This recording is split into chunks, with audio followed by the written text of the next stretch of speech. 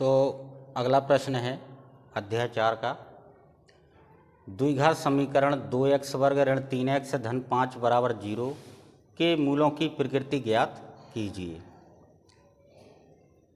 तो हमें मूलों की प्रकृति बताना है। तो सबसे पहले हम द्विघात समीकरण लिख रहे हैं।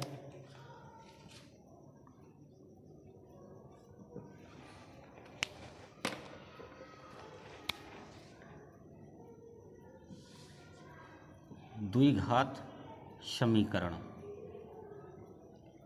समीकरण को हम वर्ग समीकरण भी कहते हैं। तो ये है 2x वर्ग ऋण 3x धन 5 बराबर 0। तो पहले भी हम बता चुके हैं कि मूलों की प्रकृति बताने से पहले हमें विभक्त कर ज्ञात करना पड़ता है, और विभक्त कर का सूत्र होता है b वर्ग ऋण 4ac। तो हम सूत्र में देख रहे हैं कि जो विभक्त कर का सूत्र है d बराबर b वर्ग ऋण 4ac। तो इस सूत्र में abc दे रहे हैं। तो सबसे पहले हमें जो द्विघात समीकरण दे रहे हैं इसमें से abc के मान निकालने होंगे, और मान निकालने के लिए हमें द्विघात समीकरण के मानक रूप ax वर्ग धन bx धन c बराबर 0 से तुलना करना होगा।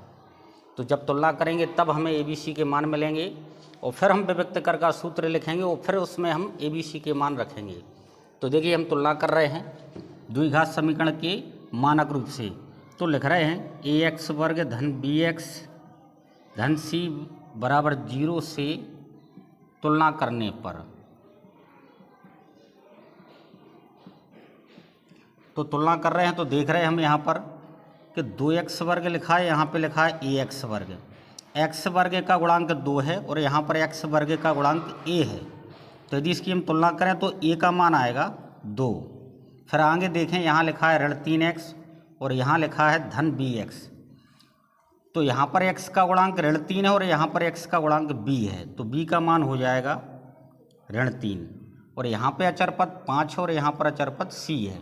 तो c का मान हो जाएगा 5।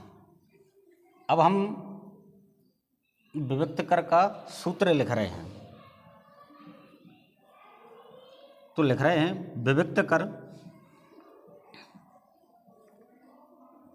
d बराबर b वर्ग ऋण 4ac। अब हम इस सूत्र में abc के मान रख देंगे।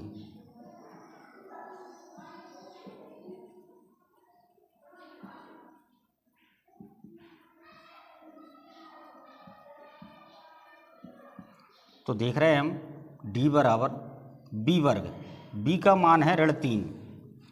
तो b वर्ग है तो ऋण 3 का वर्ग हो जाएगा ऋण 4 गुणित a का मान 2 और c का मान 5। d बराबर ऋण 3 का वर्ग क्या होगा, धन के 9 ऋण। अब इनका हम गुणा कर दें, 4 दूनी 8, 8 पंचे 40। तो d बराबर आ जाएगा 9 में से 40 घटाएंगे तो बचेंगे ऋण के 31। चूँकि हम विभक्त कर निकाल चुके हैं, लेकिन हमें मूलों की प्रकृति बताना है। तो हम देख रहे हैं जो विभक्त कर का मान आया है वो ऋण 31 आया है। मतलब विभक्त कर का मान ऋणात्मक आया है, और जब विभक्त कर का मान ऋणात्मक आए तो वो शून्य से छोटा होता है। हम जानते हैं कि जब विभक्त कर का मान शून्य से छोटा हो तब दिए गए द्विघात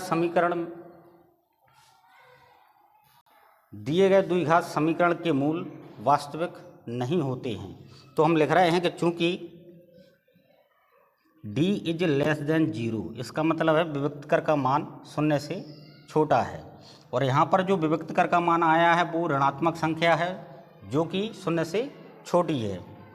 तो हमने लिख दिया चूंकि d इज लेस देन 0, इसलिए दिए गए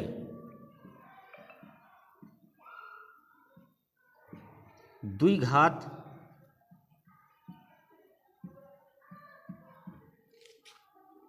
समीकरण के मूल वास्तविक नहीं है, और यहीं पर डाल देंगे उत्तर।